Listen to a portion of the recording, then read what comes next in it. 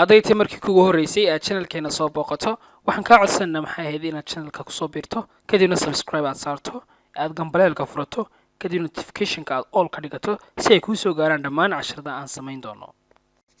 Hi guys, assalamu alaikum. Waaniga Cabdifataax Ibraahima xagga nagala socotaana waxa weeye Somaltech.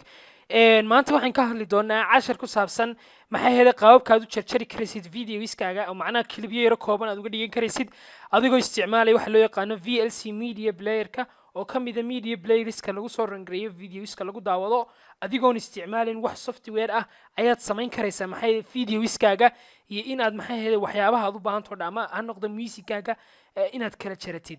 marka waxa shaygan u muhiim yahay dadka isticmaalaya computerka ee aan isticmaalayn phoneska. marka casharkan wuxuu ka saacidayaa qaab fudud in aad u kala jaran karaysid videoiskaaga iyo maxay ahayd dhammaan clipyadaada oo dhan. marka casharkaas ayaan maanta ka hadli doonaa. okay waxaan soo furanayaa video waan soo furanayaa.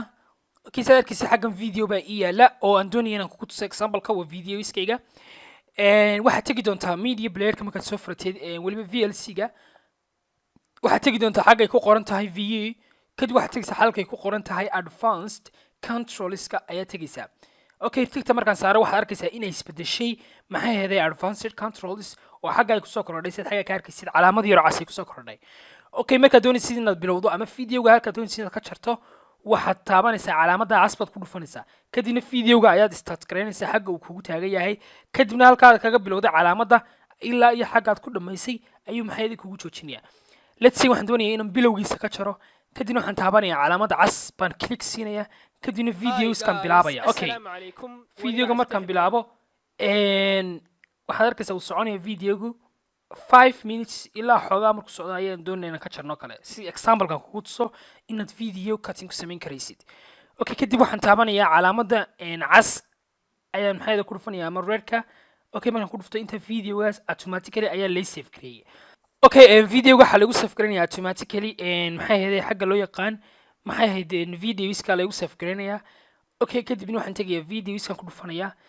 okay videoiska xagga saad ka arkaysid waxa lay save gareeyay VLC record 2020 xaggaad ka arkaysid. okay marka imika haddaan ku dhufto maxay ahayd waxay soo baxaya videogii aan cut gareeyay sida xaggan ka arkaysid. okay marka waa qaabka ugu fudud ee video cut gareyn karaysid adigoo isticmaalaya VLC media player-ka oon isticmaalin wax software ah.